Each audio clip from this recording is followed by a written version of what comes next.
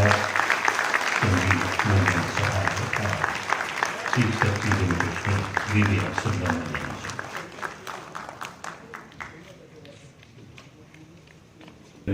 पट्टिकाओं का अनावरण करेंगे।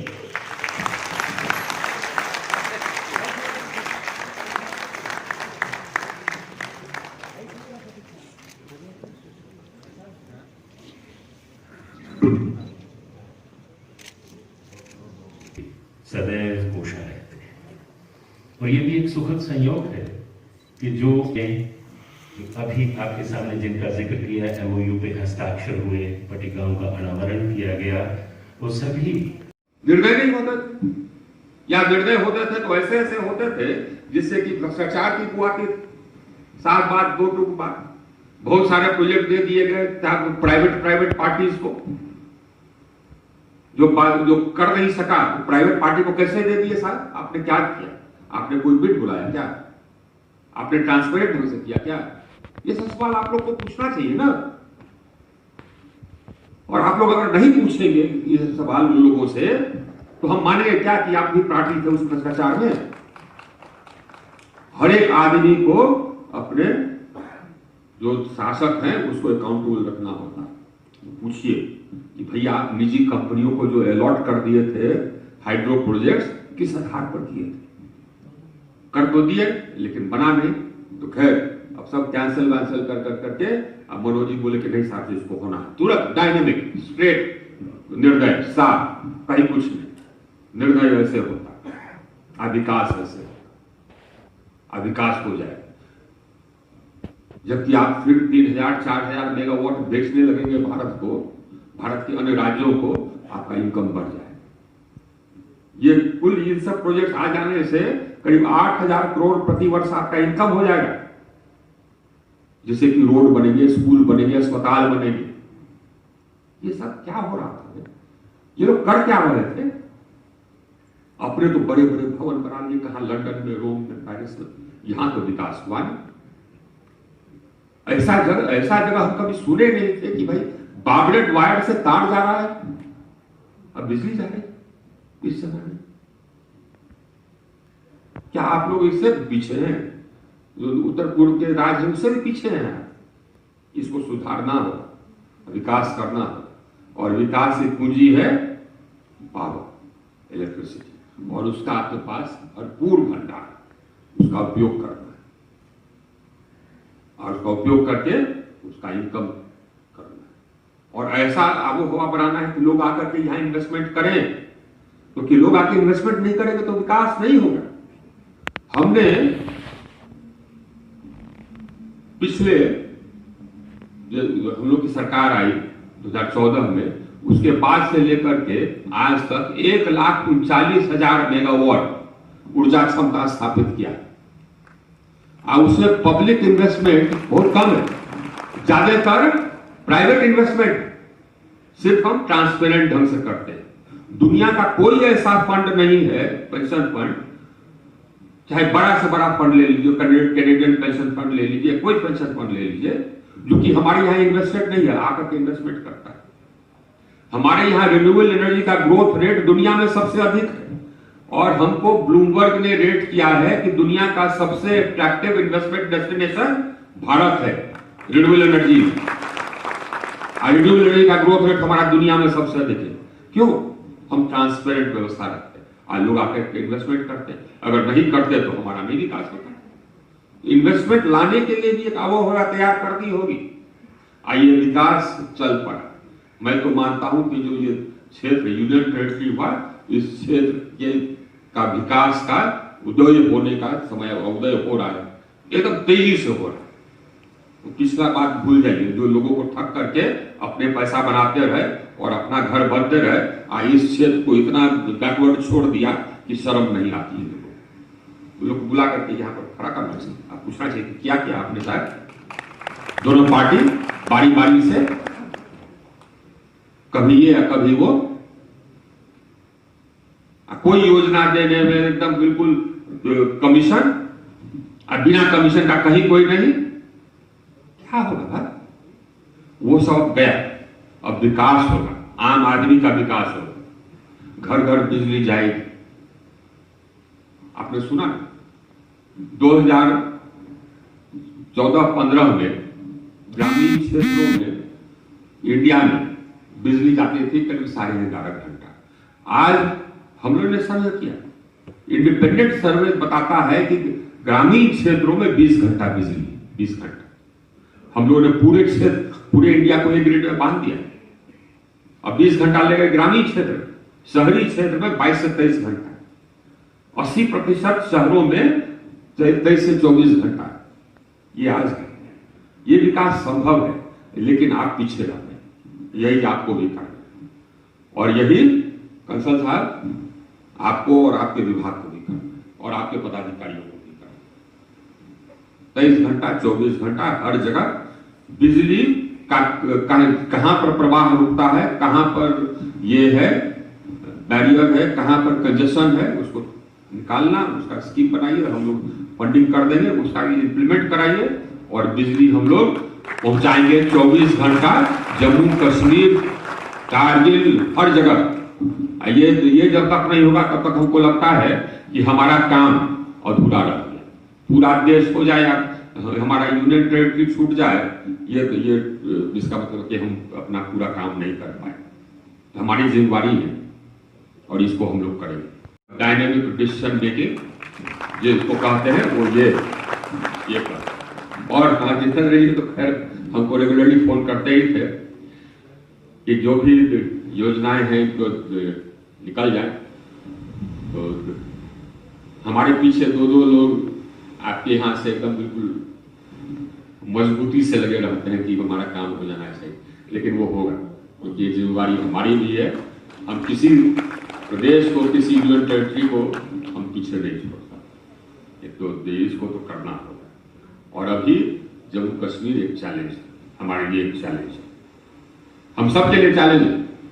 ऊर्जा के क्षेत्र में ये सब नहीं होगा साथ कि हाँ 10 घंटा बिजली, 12 घंटा बिजली नहीं, ये संभव नहीं। इसको हम लोग सुधारने के लिए, लेकिन एक बात जरूर है, बिजली का दाम आपको भुगतान करना पड़ेगा। ये मन में बैठा लीजिए, फ्री बिजली नहीं होती।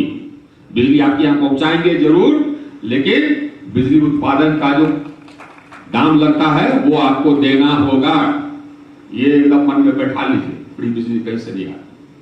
कनेक्शन हम जरूर दे देंगे, बिजली पहुंचा भी देंगे, लेकिन जलेगी तब जबकि आप भुगतान करने के लिए तैयार रहिए। बहुत बहुत धन्यवाद। सबसे पहले मैं आप सबको नव वर्ष की हार्दिक शुभकामनाएं अपनी ओर से देना चाहता हूं कि आने वाले वर्ष में बीमारी से तो मुक्ति मिलेगी, विकास की एक नई गाथा जम्मू कश्मीर लिख सके। लेकिन पहले के MOU में और आज के MOU का जो सबसे बड़ा अंतर है वो मैं जरूर बताना चाहता हूं। पहले जो 3 परियोजनाएं NHPC में बनाई हैं वो राज्य सरकार को वापस मिलेंगी, ऐसा अनुबंध में कहीं लिखा हुआ नहीं था। लेकिन आज जो हम अनुबंध कर रहे हैं उसमें 40 साल बाद ये पूरी परियोजना जम्मू कश्मीर सरकार की होगी। ये नया प्राविधान हमने MOU में कहा। 13% मुफ्त बिजली बिना एक पैसा लगाए हुए। जो हमारी इक्विटी भी वो भी RK सिंह जी और प्रधानमंत्री जी देंगे, भारत सरकार देगी, एक पैसा हम नहीं दे रहे हैं। 13% फ्री बिजली हमें मिलेगी। और उसको अगर हम देखें तो मोटे तौर पर 454 मेगावाट, आज हमारी जो डेफिसिट है 500-600 मेगावाट की, तो 454 मेगावाट बिना पैसे की बिजली हमें 40 साल तक मिलने वाली है। और उसके बाद ये सारे hydro power project Jammu Kashmir राज्य के होंगे, UT के होंगे। ये स्थिति हम पाने वाले हैं। और केवल यही नहीं होना है, बड़ी चर्चा कार्बन फुटप्रिंट की हो रही है, कार्बन इमिशन की हो रही है, उससे भी निजात मिलने वाली है। पर्यावरण का संतुलन ठीक होने वाला है।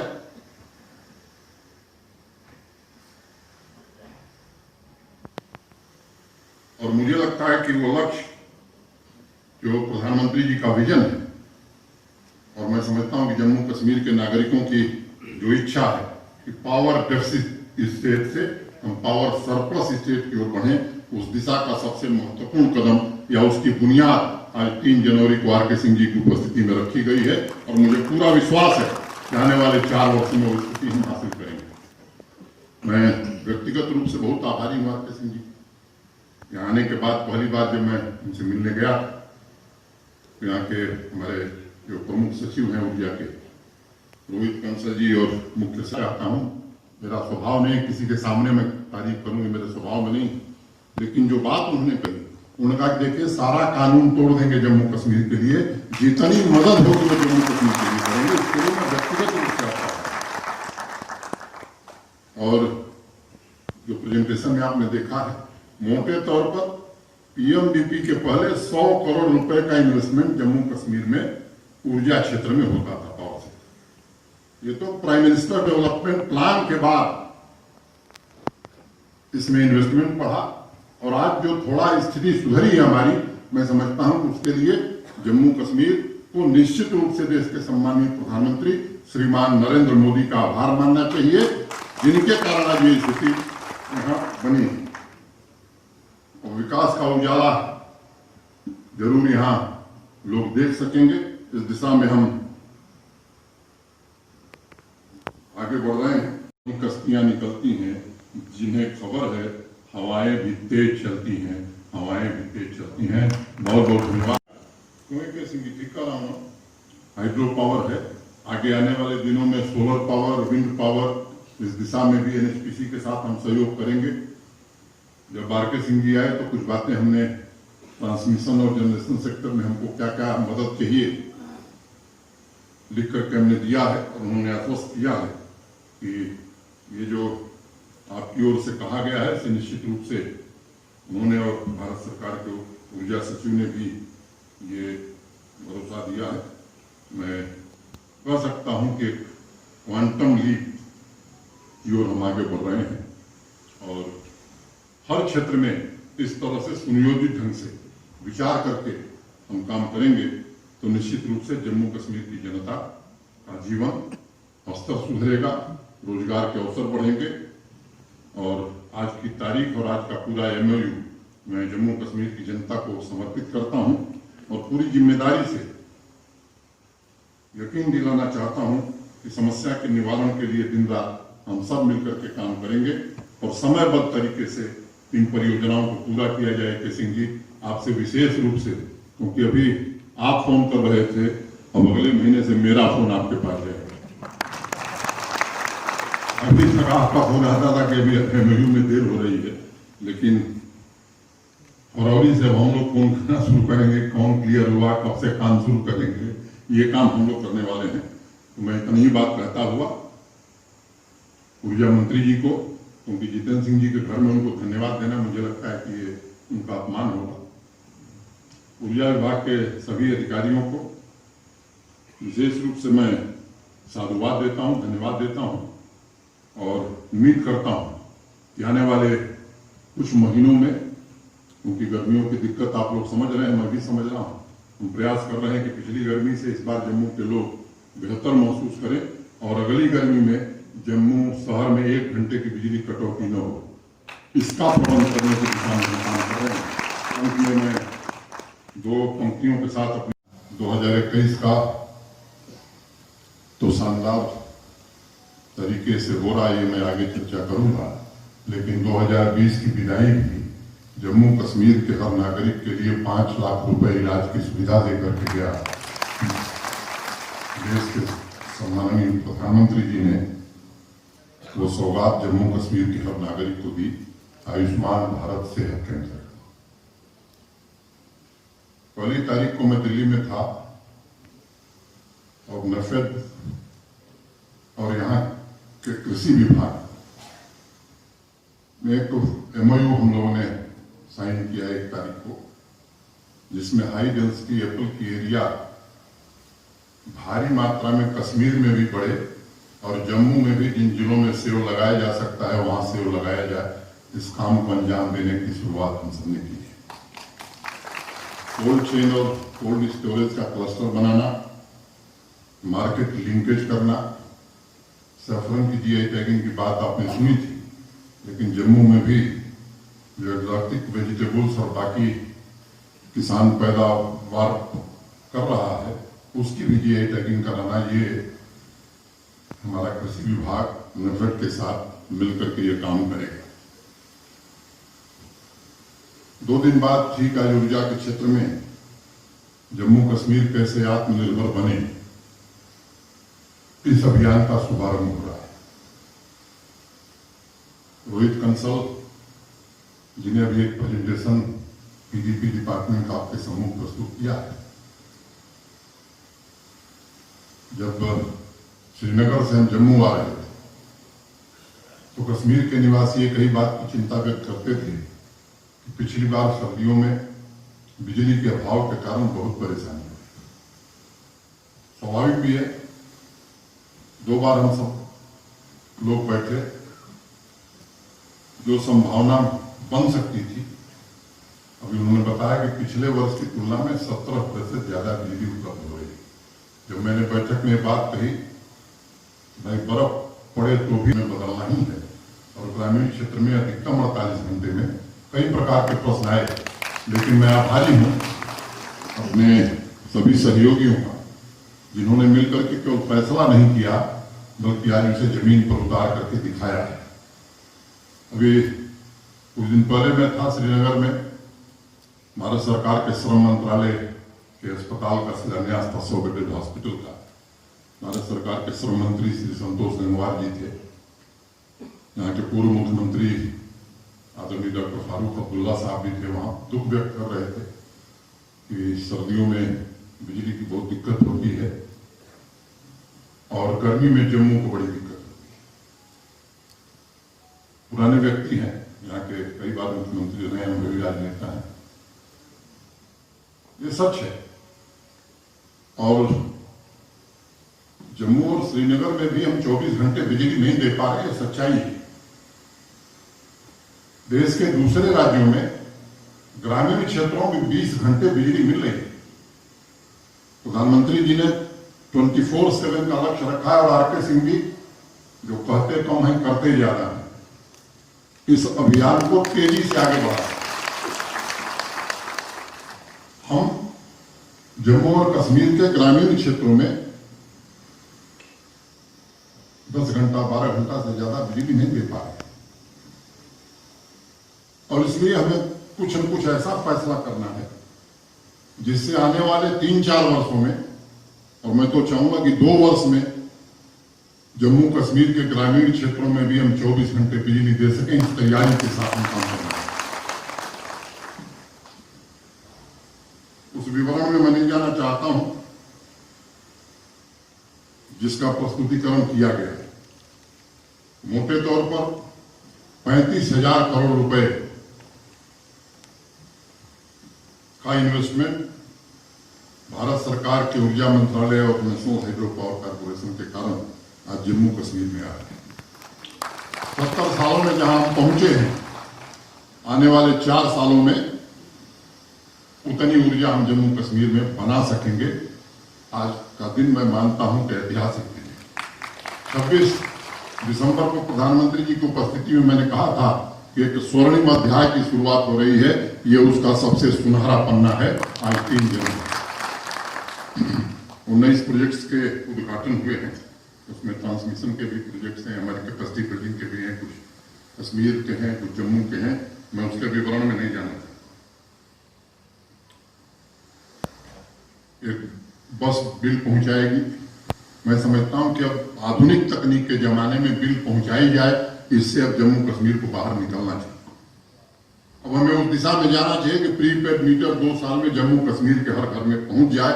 इस काम को हमें आगे बढ़ाने की जरूरत है और हर घर में मीटर लगे। अगर ये काम हम नहीं कर सकेंगे तो मैं नहीं समझता हूं कि हम सबके जरूरत के हिसाब से 24 घंटे बिजली दे सकेंगे। और इसलिए इस काम को हम आगे करने वाले हैं। मैं जानता हूं इसको लेकर के कई लोग अनेक प्रकार की बातें कहेंगे, लेकिन जो केवल बात करते हैं वो केवल बात करते हैं, काम करने वाले कभी बातों से घबराते नहीं, और ये काम हम करके दिखाएंगे। मित्रों, मोटे तौर पर आप देखिए देश के विभिन्न राज्यों में एवरेज ग्रोथ जो पावर सेक्टर में है, 10% की डिमांड हर साल बढ़ती है। तो इंडस्ट्रियल पॉलिसी प्रधानमंत्री जी के नेतृत्व में आने वाली है, जल्द ही आ सकती है, किसी दिन कैबिनेट उसे अनुमति देगा। तो मैं मानता हूं कि जम्मू कश्मीर में पावर की डिमांड 15% हर साल बढ़ने वाली है, और उस जरूरत को पूरा करने के लिए अगर हमने अभी तैयारी नहीं की तो मैं समझता हूं कि जम्मू कश्मीर शायद राष्ट्र के बाकी राज्यों से निश्चित रूप से हम उस समानता तक नहीं पहुंच सके। शायद आगे आने वाले दिनों में हम और पिछड़ जाएंगे। अभी बताया गया कि अभी तक 3504 मेगावाट बिजली हम पैदा कर रहे हैं और आज 3498 मेगावाट बिजली बनाने का संकल्प यहाँ हस्ताक्षरित किया गया।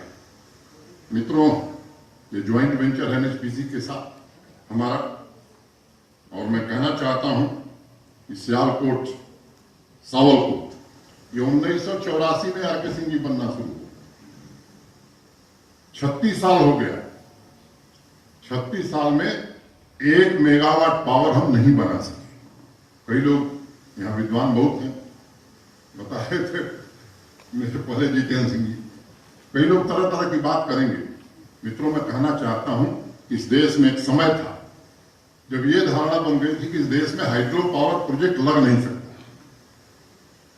एक धारणा बन गई थी। देश में तमाम पर्यावरण पर काम करने वाले विशेषज्ञ, उनके पास और कोई काम नहीं था, यही काम था कि हाइड्रो पावर प्रोजेक्ट जहां बन रही है वहां चल के धरना देना।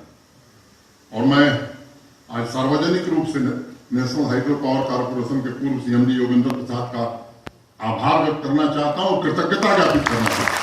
जिस व्यक्ति के कारण देश में भरोसा कायम हो सका कि नहीं 5 साल में 4 साल में हाइड्रो पावर प्रोजेक्ट बन सकती है, और एनएचपीसी को वो दक्षता हासिल है और इसलिए हमने फैसला किया कि एनएचपीसी के साथ हम ज्वाइंट वेंचर करेंगे। गत 2 सप्ताह में जम्मू कश्मीर में एक इतिहास रचा गया है। प्रधानमंत्री श्री नरेंद्र मोदी जी के व्यक्तिगत हस्तक्षेप से 70 साल के बाद पहली बार जिला परिषदों का गठन हुआ, सफल चुनाव हुआ, और शायद में मनोज जी के भाग में लिखा था कि उनकी देखरेख में हो। और उसके अतिरिक्त मैं इसलिए भी उनको बधाई देना चाहूंगा कि यदि आप पिछले 30 वर्ष के आतंक का इतिहास देखें तो मैं आंकड़ों से ये कह सकता हूं कि शायद ये पहली बार एक ऐसा चुनाव था जहां ना कोई हिंसा हुई, ना कोई